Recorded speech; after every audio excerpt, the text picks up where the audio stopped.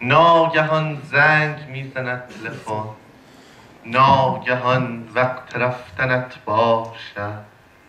مرد هم گریه می کند وقتی سر من روی دامنت باشد. بکشی دست روی تنهاییش، بکشد دست از تو و دنیات. واقعا عاشق خودش باشی، واقعا عاشق تنت باشد. روبرویت گلوله و باتوم، پشت سر خنجر رفیقانت. توی دنیای دوست داشتنی بهترین دوست دشمنت باشد. دل به آبی آسمان بدهی، به همه عشق را نشان بدهی. بعد در راه دوست جان بدهی، دوستت عاشق زنت باشد.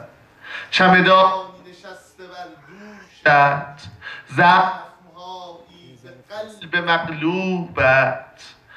چمدانی نشسته بر دوشت، زخمهایی به قلب مغلوبت. پرتگاهی به نام آزادی، مقصد راه آهنت باشد.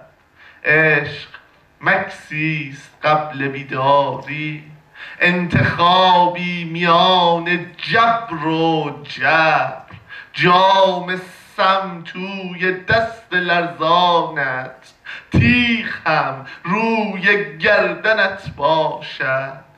خسته از انقلاب و آزادی، فندکی در میآوری شاید. 18 تیر بی سرانجامی توی سیگار بهمنت باشد. و قبل از دوم من یه نکته خیلی تشکر میکنم از دوستان که ما دعوت کردن، واقعا لطف کردن.